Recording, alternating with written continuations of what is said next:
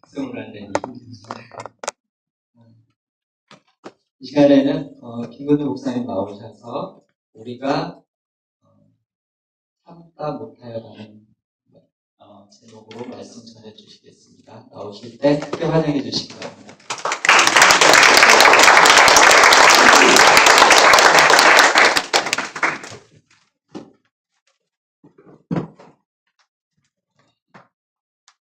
오늘 우리 함께 읽었던 데살로니가 전서 말씀은 제가 생각하기로는 2장 17절부터 3장 마지막까지가 크게 한 덩어리라고 그렇게 볼 수 있을 것 같습니다.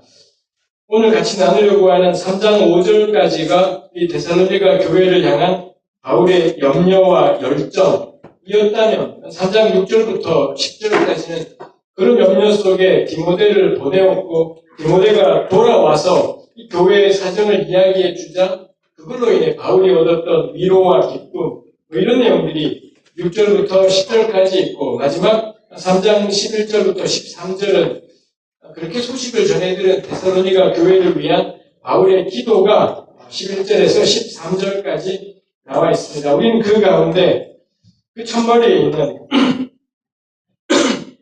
이 데살로니가 교회를 향한 바울의 간절한 열정과 마음 그걸 잘 담아내고 있는 게 3장 1절에 있는 우리가 참다 못하여 그리고 3장 5절에도 내가 참다 못하여 두 번 이런 표현이 쓰여서 이 바울의 마음을 교회를 향한 바울의 마음을 참 잘 담아내고 있다 싶습니다. 이 몇 구절의 말씀을 같이 이리저리 보면서 교회를 향한 공동체를 향한 마음, 열정 이런 것들을 우리 같이 오늘 생각해 보았으면 좋겠습니다. 2장 17절 말씀에 제가 가진 개혁 개정판, 제가 늘 그래왔듯이 제가 오늘 말씀을 나누면서 사용하는 성경은 개혁 개정판이기 때문에 세 번에 가면 약간의 차이가 있겠습니다. 다른 부분들은 그러려니 해야 될 것 같습니다. 개혁 성경에서 17절에 우리가 잠시 너희를 떠났다라고 그렇게 표현했습니다. 너희를 떠났다. 아주 제가 생각하기로는 부드럽게 표현되었다 싶습니다만 여기에 쓰인 단어가 사별하다, 고아로 만들다 그런 단어라고 합니다. 제가 이렇게 저는 성경을 연구하는 사람으로 히브리어나 헬라어 본문을 보고 항상 설교를 하려고 그러고 있습니다만 그때마다 제가 늘 주저가 되는 게 히브리어 단어가 원래 이렇다, 헬라어가 원래 이렇다 그러면 듣기에도 굉장히 재수없는 그런 이야기이다 보니 그리고 들으시는 분들이 정말로 그럴까라는 궁금함도 생기지 않겠습니까? 이거 일방적인 여기에 무슨 사전이 있는 것도 아니고 저 혼자 사전 보고서는 일방적으로 말하는 거다 보니 별 수 없이 약간의 찝찝함은 저도 이런 얘기를 하면서도 약간의 찝찝함은 있습니다. 정말 제가 히브리어 헬라어 어쩌고저쩌고 할 때 열받으시는 분이 계시다면 언제건 기독연구원 대미를 오셔서 물론 성경 고전어 기초 강습을 들으시면 좋을 것 같습니다. 그게 싫다면 꼭 참고 듣는 거일 것 같습니다. 여기 너희를 떠나다라고 했지만 그 헬라어 단어가 우리 신약 성경 전체에서는 거의 쓰이지 않지만 다른 문헌들에는 사별하다, 고아가 되다 해서 죽음을 통한 이별 이런 걸 가리키는 것인 거고요. 거기에다가 여기 너희를 떠났다라고 되어 있지만 헬라어 형태로는 수동태입니다. 이것도 주일 아침에 겁나 재수없는 이야기지만 능동태, 수동태 이런 거 있지 않습니까? 능동태는 지가 하는 거고 수동태는 당하는 것이지 않습니까? 사별하다라는 동사가 수동태로 표현이 되었다라는 것.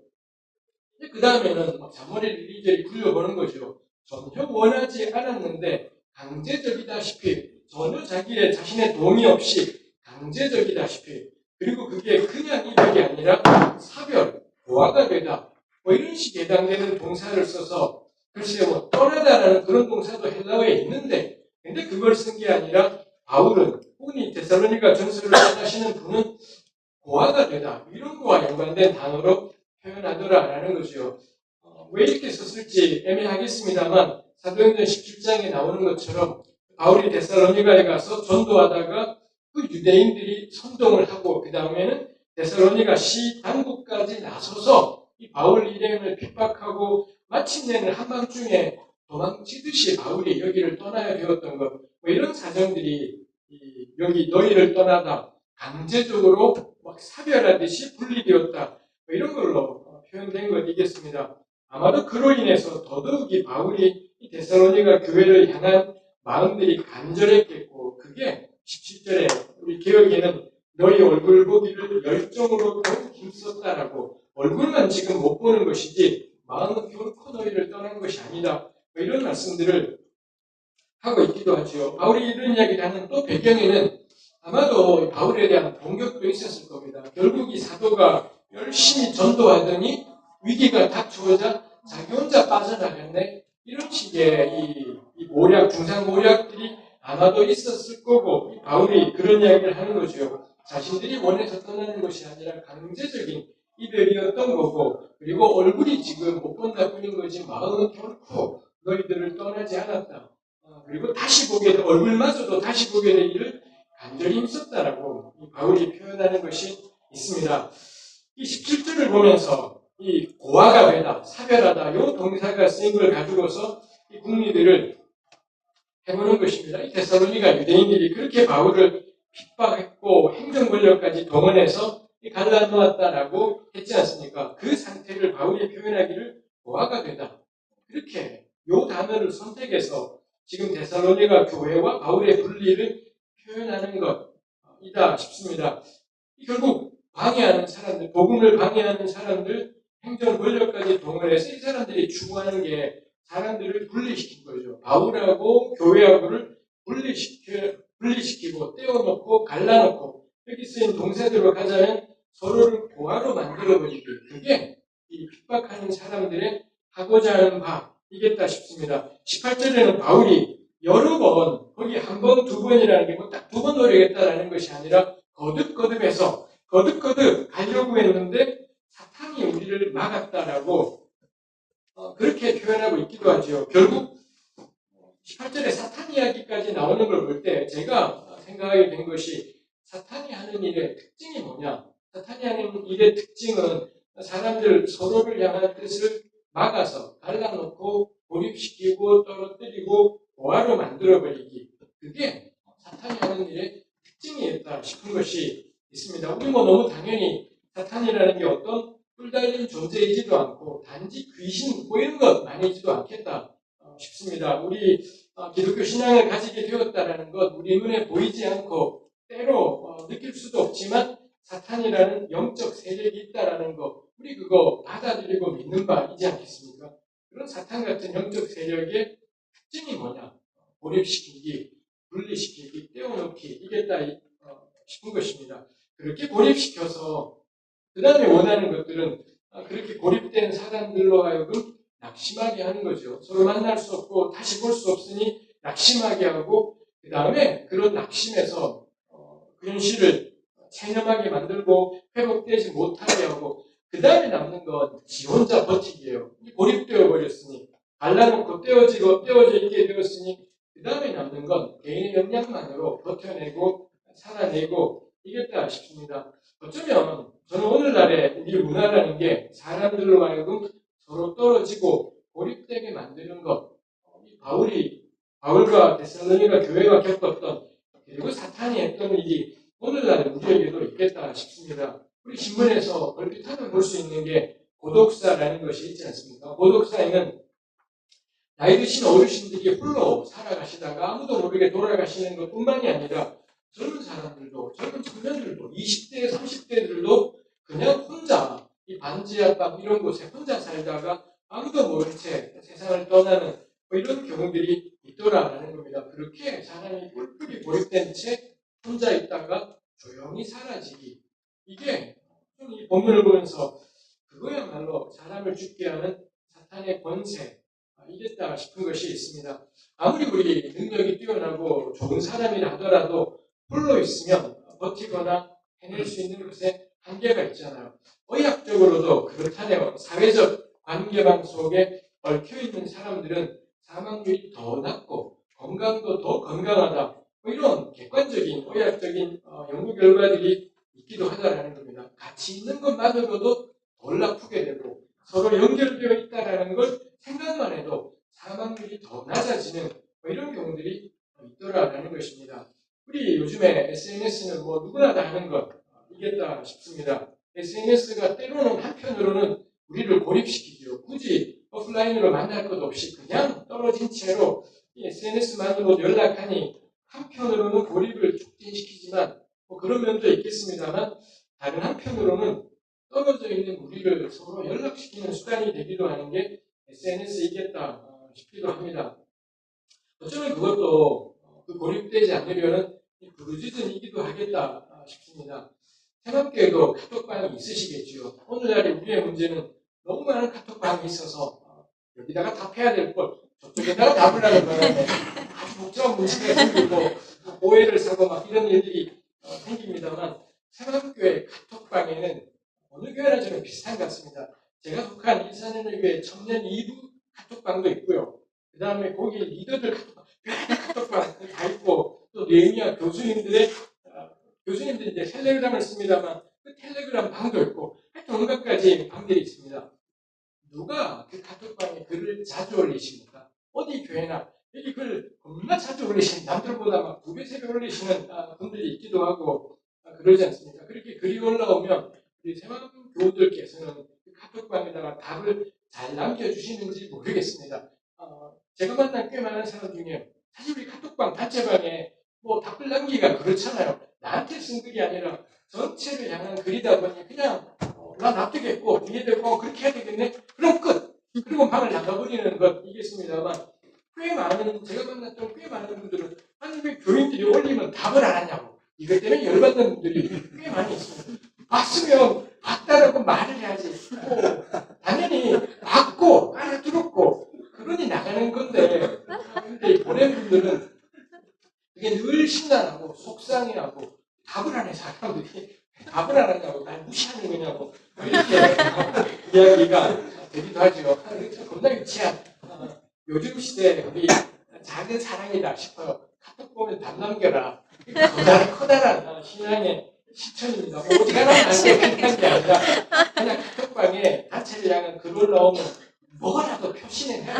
뭐라도 찍찍거리고 소리를 내고 응답을 하고 한두 마디 이 말을 남기면 좋겠다 싶은 것입니다. 왜냐하면 우리 같이 가고 있으니까 사람 말을 들었으면 들었다는 내색이 있어야지 한 말도 안 하면 그거 사람을 안중에도 없어 보일 수도 있는 것이겠다 싶습니다.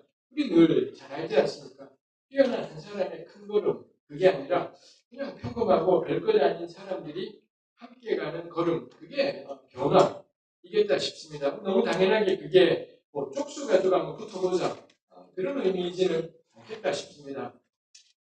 제가 늘 좋아하고 늘 기억하는 에베소서 1장 23절에 교회는 그의 몸이니 만물 안에서 만물을 충만케 하시는 이의 충만이다. 이 아주 거창한 표현이 에베소 1장 23절에 있습니다. 이 구절이 신앙 공동체, 교회를 표현하는 가장 좋은 구절이라고 생각을 합니다. 이 신앙 공동체야말로 만물을 충만케 하시는 주님의 충만이 그 안에 나타나 있더라라는 것이죠. 그 안에 속한 사람들의 달란트에 있어서는 차이가 굉장히 클 것이겠습니다. 근데 그 안에 그리스도의 충만이 있더라라는 것입니다. 이게 숫자이지 않죠. 그게 몇 명이든지 간에 혼자는 하나님의 형상이지 않는데 혼자 있는 개인은 형상이지 않는데 함께 모여 있으면 그럼 그 안에 주님의 충만이 나타나 있다라는 게 에베소서 9절의 말씀이고 우리가 고백하는 바이겠다 싶습니다. 그래서 우리는 쪽수로 세상과 붙는 사람들이 아니라 우리 한 사람 한 사람이 모인 공동체 가운데 나타나시는 예수 그리스도 그분을 힘입어 이기는 것 그게 교회이겠다 싶죠. 그렇게 모임이 중요하다지만 그게 뭐 또 사람 의지하는 것이지도 않겠다 싶습니다. 우리 불안과 염려가 참 있겠습니다만 다른 사람 혹은 좀 괜찮은 사람 의지해서 이기는 게 아니라 함께 모인 이들 가운데 충만히 임하시는 주님 그분이 우리가 의지해서 세상을 이기는 이기겠다 싶습니다. 비록 몸이 이렇게 강제적으로 분리되어서 따로 있게 되었습니다만 바울이 마음은 그렇지 않다고 고백하는 것처럼 서로를 향한 마음이 갈라지지 않으면 좋겠다 싶습니다. 다시 한번 이게 개인의 능력을 신뢰하는 것이 아니라 함께 있음을 기억하는 것, 서로를 공동체를 신뢰하는 거지만 단지 사람 신뢰하는 것이지는 않겠다 싶습니다. 우리가 함께 있다 인 거겠지요. 왜 경제학에도 있고 사회 현실에도 있고 죄수의 딜레마라는 게 있다고 우리 들어본 적이 있지 않습니까? 두 명의 둘 다 공범일 것 같은데 이 사람들을 따로따로 수사하면서 둘 다 자백하지 않으면 징역 1년인 거고 틀을 그렇게 짜놓은 거죠. 둘 다 끝까지 자백하지 않으면 둘 다 징역 1년인 거고 근데 둘 다 죄를 인정하면 각각 징역 5년씩 사는 겁니다. 근데 둘 중에 한 명은 자백했는데 한 명은 자백하지 않았다. 그런 경우는 자백한 쪽은 그냥 석방, 자백하지 않은 쪽은 10년 이렇게 되는 거예요. 둘 다 버티면 1년 받고 끝나고 둘 다 자백하면 5년 사는 겁니다. 한 명은 자백하고 한 명은 자백하지 않으면 자백한 쪽은 석방, 안 한 쪽은 10년 징역 이렇게 된다라는 거죠. 그런 경우에 이 각각의 의심되는 용의자들은 어떤 행동들을 취하게 될까라는 것이죠. 당연히 죄 지은 사람이야 뭐 벌 받는 게 당연한 것이겠습니다만 요 틀이 말하고 싶은 게 결국에는 상대를 신뢰하는 게 가장 유익인 겁니다. 상대를 신뢰해서 둘 다 자백하지 않을 거다. 저 사람 자백하지 않을 거다. 서로 신뢰하는 것이 그게 징역 1년이라는 가장 나은 결과를 되는 것이죠. 근데 서로 신뢰하지 못하면 둘 다 자백하게 되는 걸 거고요. 그러면 각각 5년씩 받게 되는 뭐 이런 일들이 일어나게 되는 것이지 않습니까? 이게 제가 말하고 요 예를 가지고 온 게 서로를 신뢰한다는 게 얼마나 중요해. 나쁜 짓 하고 끝까지 버티자. 그걸 말하고 싶은 것이 아니라 결국 가장 살 길은 뭐냐? 서로 신뢰하는 겁니다. 저 방에 있는 사람이 누구든 간에 지금 나랑 몸 떨어져 있고 얼굴을 같이 볼 수 없는 그 공동체 식구가 어떤 형편과 처지의 사람이든 간에 가장 유리한 길은 뭐냐? 서로를 신뢰하고 서로를 붙잡는 그거 아주 중요하다라는 것. 이랬다 싶은 거죠. 그래서 우리가 그런 것이 얼굴은 보지 못하지만 마음은 함께 있다라는 게 그런 것이겠다. 서로에 대한 신뢰, 공동체에 대한 신뢰, 무엇보다도 공동체 가운데 임하시는 그리스도의 충만, 우리 주님께 대한 신뢰, 이겠다 싶은 것이지요. 그리고 그렇게 함께 있게 될 때, 고립되지 않고 함께 있게 될 때 우리에게 또 가져다주는 또 다른 유익이 내 생각 속에만 머무르지 않게 된다는 그런 좋은 점이 있지 않겠습니까? 아마 새마음교회는 다른 교회들보다 좀 더 이 점이 좋을 것 같습니다. 아마 새마음교회는 왠지 의견이 막 한쪽 의견이 일방적이지 않을 것 같고요. 그러다 보니 아직까지도 청빙을 못하고 이러고 있는 현실이 있겠습니다만은 좀 그거 내 얘기 아니니 겁나 편하게 말해주시면 고생은 되시겠습니다만 참 좋은 것이지 않겠습니까? 서로 간의 의견들을 들을 수 있고 그게 얼마나 중요한가 싶습니다. 저도 그렇고 우리 교우들 다 나이 들어가지 않습니까? 한 해 한 해 나이가 들어갈 때마다 문제는 우리 생각이 점점 굳어져 간다라는 것입니다. 계속 생각이 굳어져 가고 제가 예상이 돼요. 제가 이제 50이 좀 넘었습니다. 방금 넘은 것 같지만 그렇지는 않습니다. 잘 넘었지만 하여튼 안 넘었다라고 늘 마음은 20대이기 때문에 그렇게 생각을 합니다만 제가 60이 되고 70이 되고 그러면 참 쉽지 않은 일이겠다 싶어요. 경험도 훨씬 더 많아지지 않겠습니까? 지금도 이미 살면서 온갖 가지 경험을 하고 온갖 사람들을 만난 것이 있는데 60이 되고 70이 되면 얼마나 이 경험과 생각과 공부가 많아지겠습니까? 그러다 보니 내가 얼마나 고집스러워지고 완고해지게 될까가 예상이 되는 거고 주변에도 그런 분들을 보게 되는 게 있죠. 꽤 많은 경우에 나이 드신 아버지가 집안에서 우리 아버지 고집불통이야. 저 사람 고집불통이야. 뭐 이런 이미지들을 가지게 되는 것이 있죠. 이 고집불통 하나도 좋은 말이지 않습니다. 저 양반은 말해봐야 소용이 없어. 아무리 말해봐야 아무 소용이 없어. 그런 사람들이 고집불통. 그 사람에게 대우도 해줄 수 있고 배려도 해줄 수 있겠습니다만 이제 우리는 고집불통인 사람하고는 더 이상 이야기 나누지 않아요. 왜냐하면 해봐야 소용이 없는 일이기 때문이겠죠. 우리 고집불통을 꼰대 뭐 이렇게 되지 않겠습니까? 요즘은 젊은 꼰대들도 많아서 난리다라고 이야기합니다만 젊든 나이 들든 마찬가지인 것 같아요. 꼰대가 되지 않는 뭐 여러 가지 비결들이 있겠습니다만 그 중에 하나가 공동체 안에 머물러 있고 끊임없이 생각들을 나누고 부대끼고 뭐 이런 것들이 그리고 같이 책도 읽고 같이 잠도 나누고 경험을 공유하고 하는 것이 너무 중요한 것이겠다 싶습니다. 우리 17절, 18절에 사탄이라는 언급이 있고 이 데살로니가 교회가 고아가 되었다. 고아처럼 강제 이별하게 되었다. 해서 우리가 생각을 해본 것입니다. 사탄이 하려고 하는 일이 끊임없이 우리를 고립시키기구나. 이 세대가 끊임없이 추구하는 게 고립시키겠구나 싶은 것이죠. 고립되지 말아야 되겠다는 것.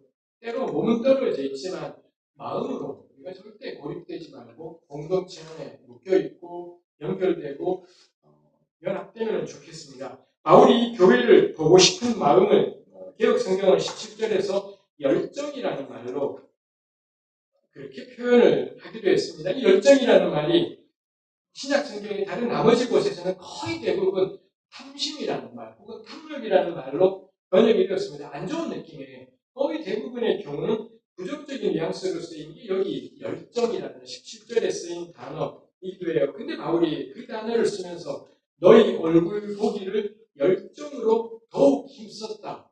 그런 이 공동체를 향한 간절한 갈망들이 있었다라는 거고요. 특히 18절은 아까 이야기했지만 그러므로 나 바울은 이 데살로니가 전서가 거의 다 문장의 주어가 우리입니다. 1인칭 복수의 우리. 1장 1절에 보면 이 편지 보내는 사람이 바울, 실로아노, 디모데 3명이 편지 보내는 사람으로 되어 있기 때문에 이걸 반영해서 줄기차게 우리예요. 근데 딱 3구절 가량 이 데살로니가 전서에서 3번, 데살로니가 후서에서 2번, 이 전서 다 합쳐서 5번 가량만 1인칭 단수의 나라는 게 등장을 하는 거죠. 아마도 이 세 사람 가운데 누군가가 편지를 대표해서 써가다가 바울이든 실로아노든 디모데는 아닐 것 같습니다만 그렇게 써가다가 어떤 한 구절에 가서는 바울이 끼어들어서 자기 말을 하는 것이죠. 그게 18절이에요. 그러므로 나 바울은 여기에 1인칭 단수 대명사 나를 써서 나 바울은 한 번 더 너에게 가고자 했는데 도무지 안 되었다고 사탄이 막았다고 뭐 이렇게 표현해요. 거기 굳이 이 나라는 1인칭 단수를 써놓은 게 데살로니가 교회를 향한 바울의 열정인 거죠. 이 교회 교우들을 향한 바울의 그 간절한 마음이 툭 끼어들어서는 나 바울은 자기 이야기를 이렇게 표현하는 것이 있더라라는 것입니다. 글쎄요. 이 말씀을 가지고 생각을 해보는 거죠. 우리 새벽교회 교우들은 서로 보고 싶으세요? 주일날이 되면 우리 교우들을 보고 싶으십니까? 한 주 땡땡이 치고 우리 어디 갈 때 있지 않습니까? 요즘 제가 이 느헤미야 교회협의회 라는 곳이 있습니다. 느헤미야와 연관된 하여튼 그런 것입니다만 두큰 목사님도 멤버이시지만 잘 오시지 못하고 우리 박장로님이 자주 오시고 그렇습니다만 교회협의회가 MT를 갔었는데 거기 가서 다들 목사들이 이 얘기 저희 가다가 다들 신나냐는 게 옛날에는 이 주일 성수가 철석 같은 이 규칙이었지 않습니까? 철석같이 주일 성수였는데 요즘은 요즘 우리 흔히 말하는 개혁적인 교회는 주일 성수라는 게 그런 옛날에 율법적인 방식으로부터 놓여놔서 좀 자유로운 이야기들이 되면서 요즘은 교회 청년들이 그렇게 타면 주일날 교회 와야 된다는 거 동해바다에 가서 사진 찍어서 인증샷을 교회에다 올리면서 바닷가에서 하나님을 예배하니 좋아요. 이 딴소리들을 그래서 목사님들마다 보면서 열이 이까지 맞는다는 거죠. 웃기고 시작하셨네. 지 혼자 가서 강릉 바닷가에 가서 하나님은 여기서 예배하니 주일날 예배하니 특히 더 좋아요. 이러니까 이런 일이 한 번도 번이 아니라 골빛하면 이런 일이 있다 보니 이 목사님들이 겁나 열받게 되는 저도 마찬가지이기도 해요. 교회 고등부 선생님인데 제가 고등부를 하지 않고 우리 예미 학생들에게 듣는 거지만 고등부 선생님인데 골빛하면 여행 간다고 교회를 안 와요. 그리고 다음 주에 와서 자기가 지난주에 교회를 어디 가서 여행 갔는데 얼마나 좋았는지 이딴 걸 아이들에게 나누고 그런 경우들도 있습니다. 참 겁나 자유로워진 세상이기도 하다 싶습니다. 우리 새만교회 교우들도 주일날 요즘에 하여튼 서울 경기 바닥에 이 개혁적인 교회들은 주일 예배 땡땡이 치기가 그리 큰 문제 되지 않다. 아주 속 편하게 땡땡이 칠 수도 있는 옛날에 너무 살벌하게 주일 성수를 강조했다면 요즘은 뭐 굉장히 편하고 그런 경우에 권면도 힘들어요. 주일 예배는 빠지지 마라. 이 권면도 하기 힘들어서 주일날 놀러 갈 때 그래? 좋아하겠다. 그냥 뭐 말을 할 수도 없는 저는 하나도 바람직한 현상은 아닐 거다라고 생각을 해요. 우리 주일날 단락 한 번 보는데 그걸 피탕 빼고 놀러 가고 그걸 피탕 빼고 뭐 가족 여행 가고 뭐 가족이 너무 중요한 일이기도 하겠습니다만 하여튼 하나도 바람직해 보이지는 않는다. 저도 그 점에서는 목사고 이게 약간의 혼대스러우시나 싶기도 한 생각이 들기도 합니다. 혹시 열받으시면 이따가 질문으로 주일날 우리 교우들이 보고 싶으십니까? 이 바울의 마음에 초대교회 교우들의 마음에 이런 마음이 있는 겁니다. 열정. 다른 곳엔 전부 탐욕으로 번역되는 우리 탐욕은 느낌이 확 오잖아요. 우리 늘 간직한 게 탐욕이지 않습니까? 그런 탐욕. 근데 그런 마음으로 이 데살로니가 교우들을 너무 보고 싶어 하는 것. 근데 계속 길이 막히는데도 너무 보고 싶어 하는 그런 마음들이 있더라라는 것입니다. 우리 맨날 보고 살 수는 없을 것인 거겠습니다. 그렇지만 이 말씀을 보면서 돌아보게는 돼요. 그리고 기도하게 되기도 하는 거죠. 우리 공동체가 서로를 향한 보고 싶어하는 마음은 같이 있어. 이것만이 아니라 얼굴로도 정말 보고 싶어하는 그런 열정이 우리 안에 있게 되기를 신앙 공동체 안에 속하게 된다는 게 서로를 정말 보고 싶은 그런 열정이 넘치는 그런 관계였으면 좋겠습니다. 19절, 20절에 예수님의 강림에 대한 제가 가진 기록 성경은 아까 세 번역은 그가 오실 때 이렇게 됐던 것 같습니다만 그가 강림하실 때 예수님의 강림에 대한 표현이 있습니다. 이 강림이라는 단어가 데살로니가 전서와 후서의 아주 중요한 단어입니다. 예수님께서 하늘로 올라가셨고 그 다음에 오시지 않습니까? 특히 바울 같은 경우 이 데살로니가 전서 같은 경우는 바울이 죽기 전에 앞으로 한 1, 20년 내에 그 주님의 강림이라는 사건이 이루어질 거다라고 굳게 믿었기 때문에 그리고 이 믿음이 얼마나 강력했던지 후서 같은 경우는 그래서 공동체 내에 생겼던 너무 조급한 종말 이야기들이 이 후서의 쟁점이기도 합니다만 하여튼 전서와 후서의 예수님의 강림이라는 것은 아주 중요한 키워드, 주제어라고 할 수 있겠습니다. 초대교회는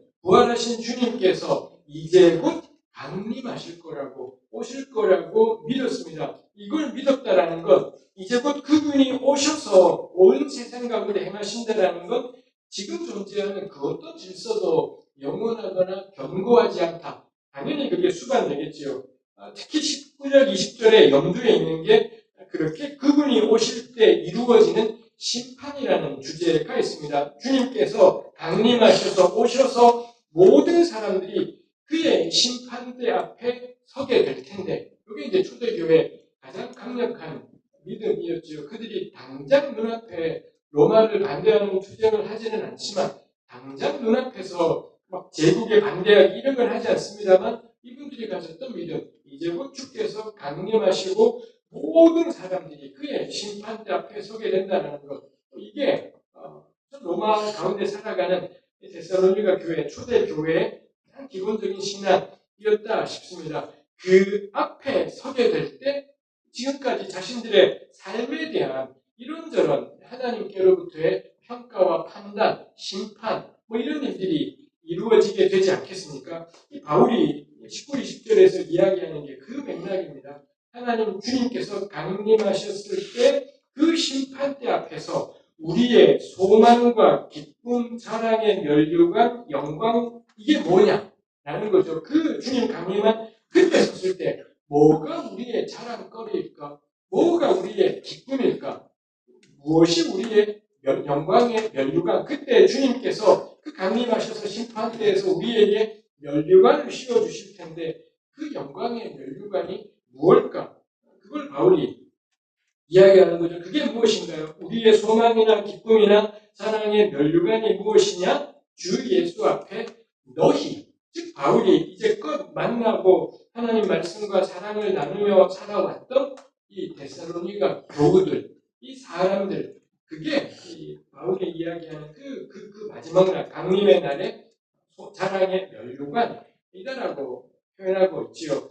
제가 고등부 때 교회를 다니면서 들었던 게 아마 이 구절 때문에 그런 이야기가 나왔을 것 같습니다만 정말 주님 다시 오셔서 우리에게 상급을 나누어 주실 때 면류관을 나누어 주시는데 기준이 뭐냐? 내가 전도한 사람의 숫자다. 이게 제가 고등부 때 들었던 이야기였던 거고 그래서 어린 마음에 굉장히 쫄았던 이 면류관이 누구는 막 겁나 많고 누구는 한 개도 없고 뭐 이렇게 되는 게 어린 마음에 생각하기에도 너무 불안했던 것. 제가 선도를 잘 못하는 그때나 지금이나 선도를 잘 못해서 굉장히 두근두근했던 점이기도 했습니다. 뭐 이제 와서 우리가 다 알지요. 상급이라는 게 절대 그런 식으로 되는 것이지는 않겠다라는 거 충분히 납득이 되고 이해가 됩니다. 뭐 결코 전도한 사람의 숫자가 몇 명이냐 이런 거하고는 아무 상관없는 것인 거겠지요.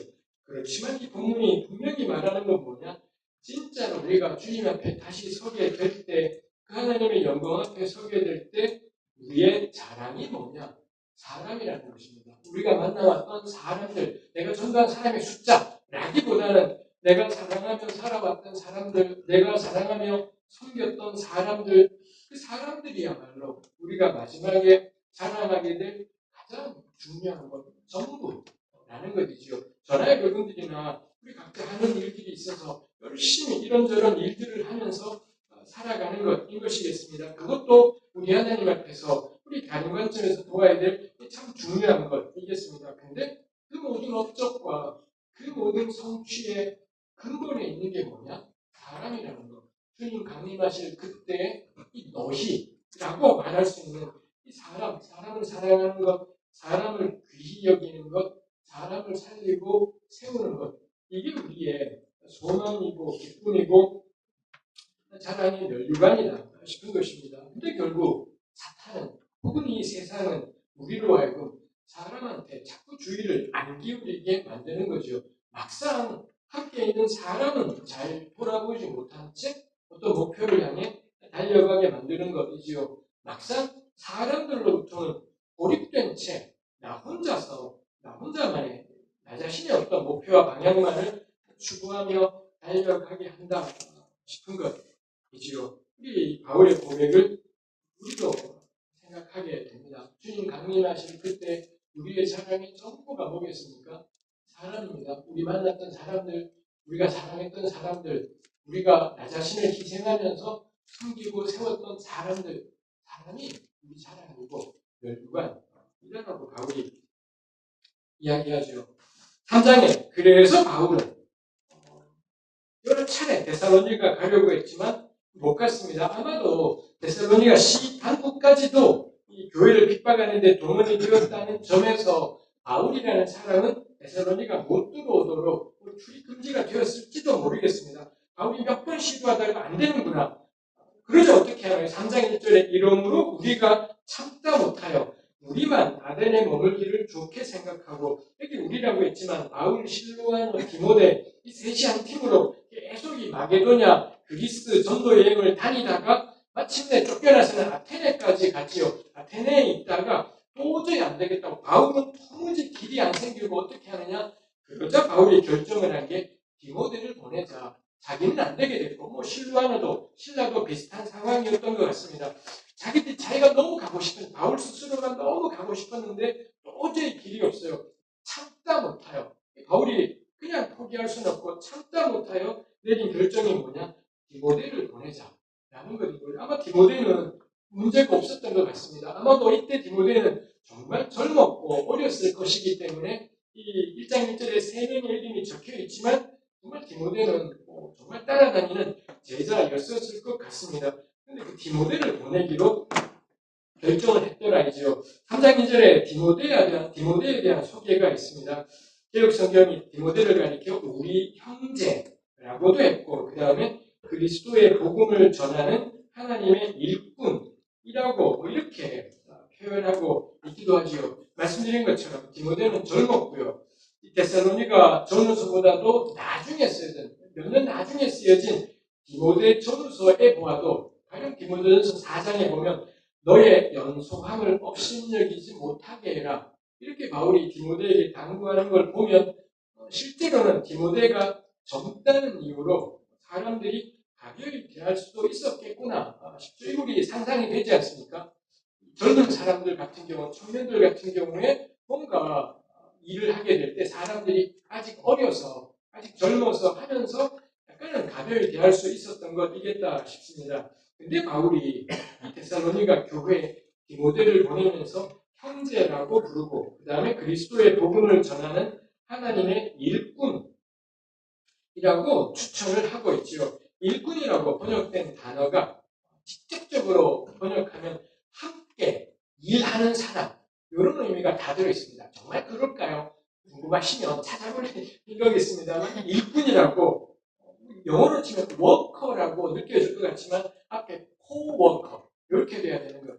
하나님과 함께 일하는 사람 이런 말로 디모데를 이 바울이 추천하고 있더라죠. 내 동료다 이게 아니라 하나님의 동료라고 디모데를 표현하고 있다는 것이 저에게는 참 특이한 점이었습니다. 아마도 이렇게 추천하는 까닭이 이 디모데를 사람들이 함부로 대하지 않게 하려는 그런 뜻도 있었겠다 싶은 거고요. 그리고 예나 지금이나 사람을 나이와 직급으로 대하는 게 원체 일상화되어 있다 보니 아마도 그래서 바울이 디모데를 보내면서 그 나이 때문에 혹은 뭐 직급이랄 것은 없겠습니다만 이 디모데에 대해서 사람들이 함부로 대하지 않게 하려고 아마도 그래서 하나님의 같이 일하는 일꾼이다. 하나님의 동역자다.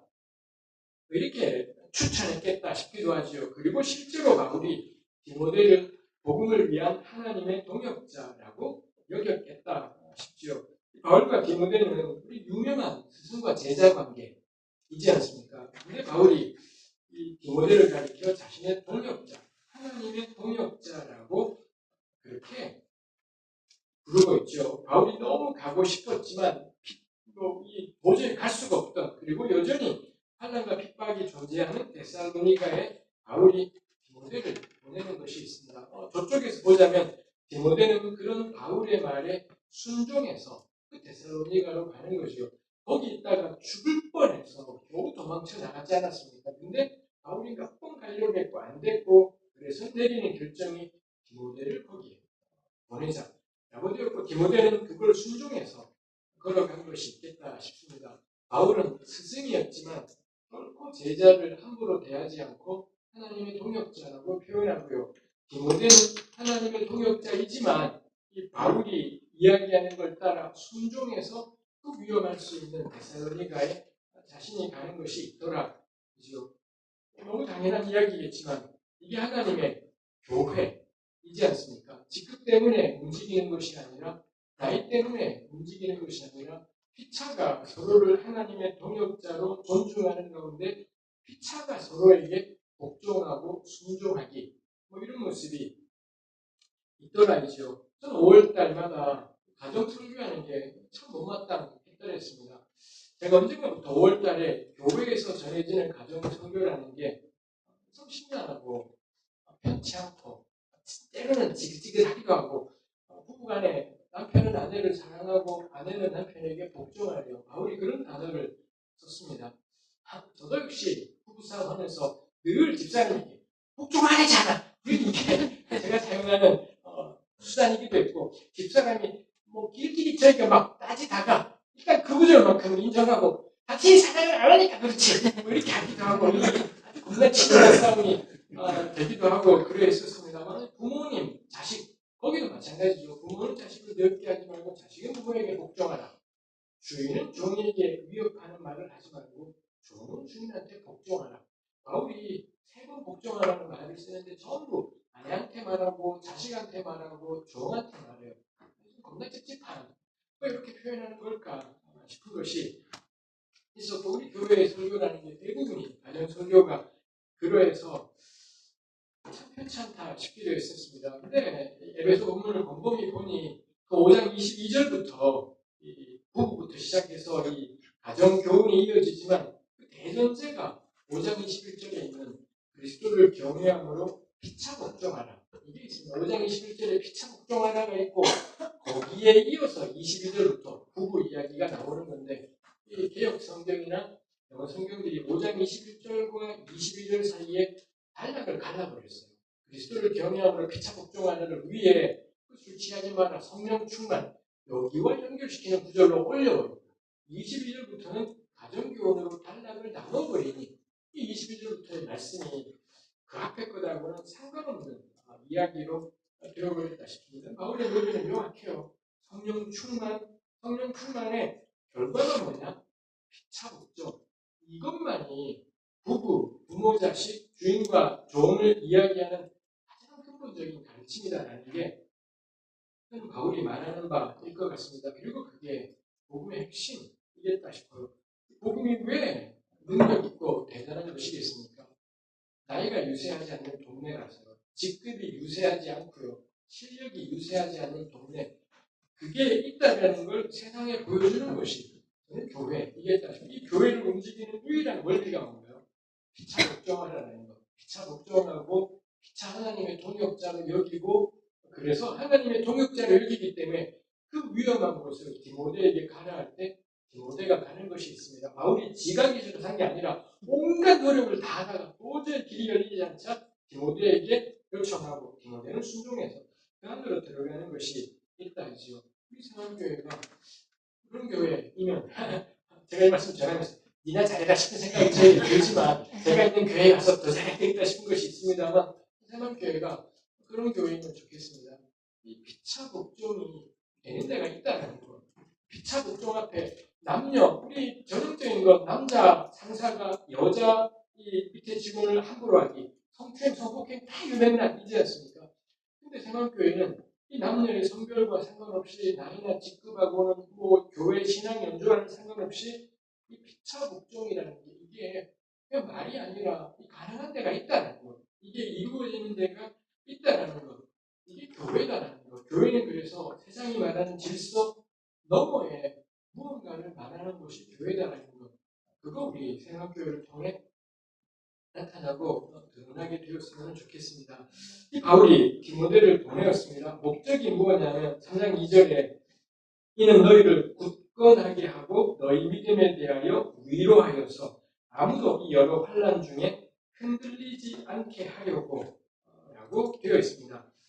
그리고 그것을 5절에서는 너희 믿음을 알기 위하여 그를 보내었다라고도 표현했습니다. 여기 믿음을 알기 위하여라는 게 무슨 믿음을 믿지 못하고 의심해서 이지는 않은 것인 거겠죠. 거기도 5절에도 역시 이는 혹 시험하는 자가 너희를 시험하여 우리 수고를 헛되게 할까. 시험하는 자가 있다라는 거고 이게 앞에 나왔던 사탄하고 통하는 내용이겠죠. 시험하는 자, 사탄 같은 존재가 있고 그 다음에 여기에 데살로니가 교회가 있습니다. 그리고 그 사이에 있는 게 뭐냐? 환난인 거죠. 극심한 환난. 그래서 환난 이야기가 3절에도 아무 여러 환난 중에 흔들리지 않게 하려고 4절에도 장차받을 환난을 미리 말했는데 정말 그렇다. 사탄이 있고 교회가 있고 그 사이에 존재하고 있는 것이 환난, 이것도라는 것입니다.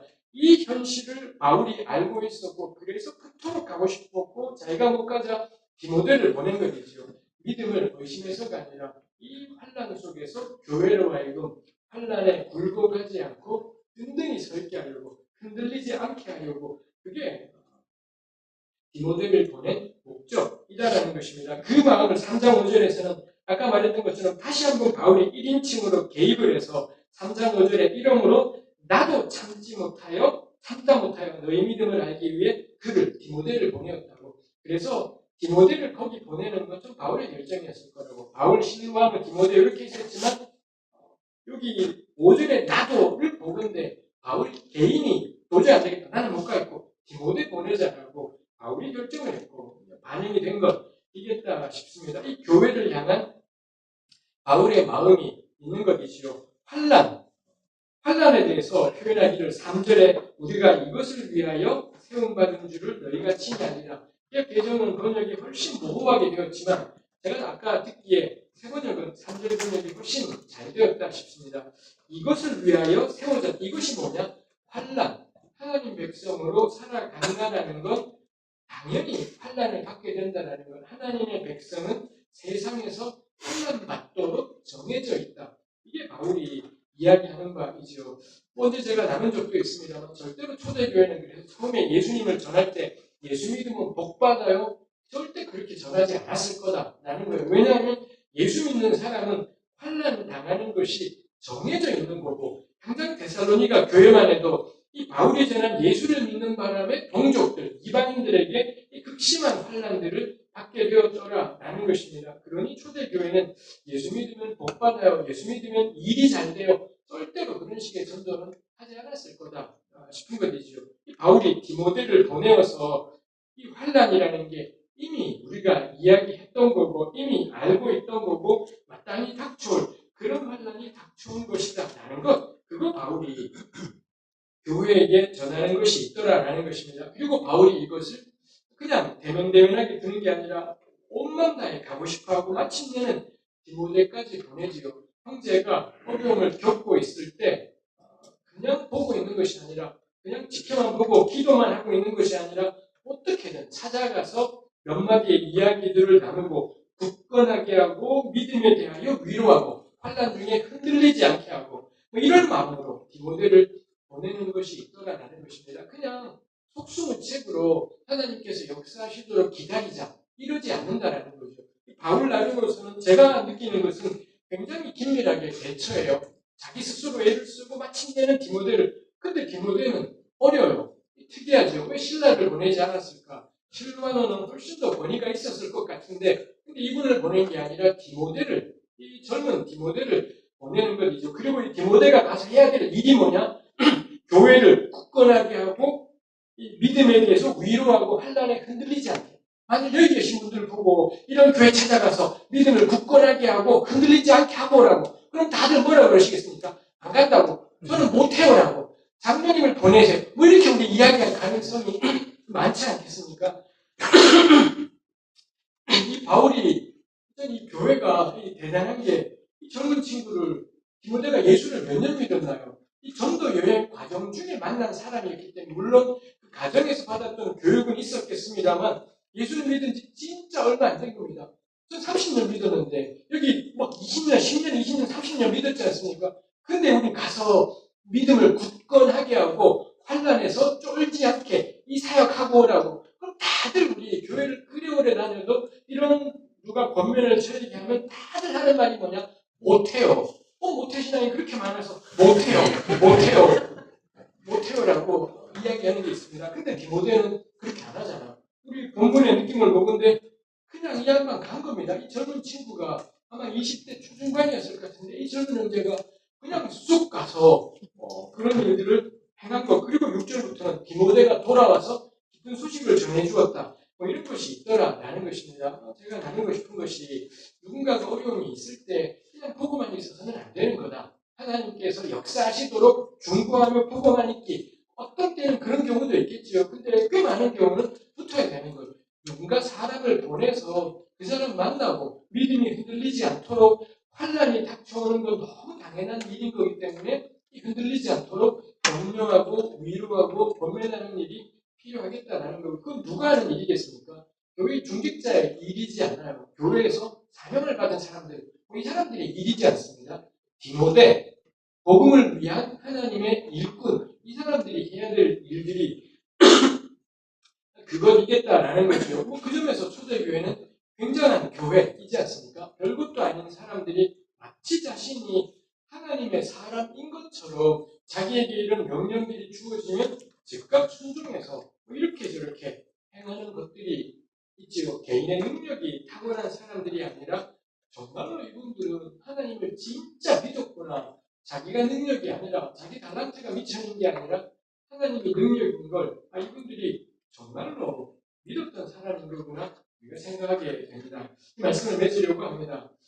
이 바울과 데살로니가 교회에게 환난이 있었습니다. 이 환난으로 인해서 아주 큰 어려움 가운데 있었고 환난을 겪는 교회를 향한 바울의 마음이 어쩔 줄 몰라 했습니다. 2번이나 쓰였던 그 참다 못하여라는 표현은 이 바울이 그 교회를 얼마나 간절히 보기를 갈망하고 원했는지를 짐작할 수 있죠. 참다 못해 바울은 디모데를 더 배웠습니다. 홀로 서서 견디고 감당하는 것이 아니라 서로 만나서 삶을 나누고 격려하고 권면한 것을 볼 수 있습니다. 때로 그리고 어떨 때는 이렇게 몸으로 함께 못할 때도 있지만 마음으로 같이 하면서 환난을 믿음으로 말미암아 굳건하게 서 있도록 권면하고 있습니다. 이 공동체는 환난을 별것 아닌 걸로 여기며 살아갔다라기보다는 환난을 당연한 것으로 여기고 서로 연결되고 서로 권면하며 서로 굳게 세워져 갔던 교회였었습니다. 오늘 우리가 이런 하나님의 교회로 세워지면 좋겠습니다.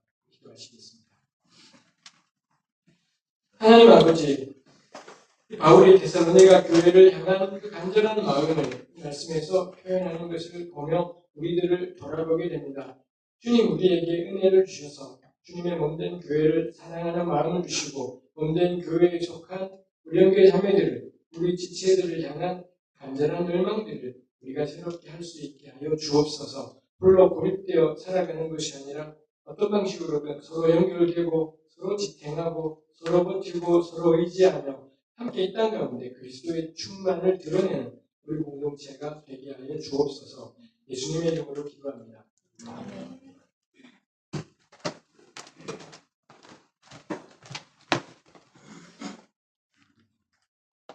말씀 전해주셔서 감사합니다.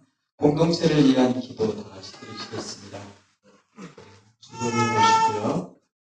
6월 12일부터 시작되는 북미 정상회담을 통해 지속적이고 공고한 한반도 평화 체계가 수립되도록 할 수 있도록, 그리고 6.13 지방선거를 통해 지역마다 올바른 리더십이 세워지고 지방자치와 풀뿌리 민주주의가 성숙해 갈 수 있도록 김정은 총장을 파면하라는 교육부의 요구에 거부 의사를 보인 통신대학교 이사회가 회개하고 올바른 총장 선출 절차를 거쳐 통신대가 정상화될 수 있도록, 그리고 교우들과 함께 하나님 나라와 그 의를 지켜야 새 목사를 하나님께서 세워주시도록 다 같이 기도하시겠습니다.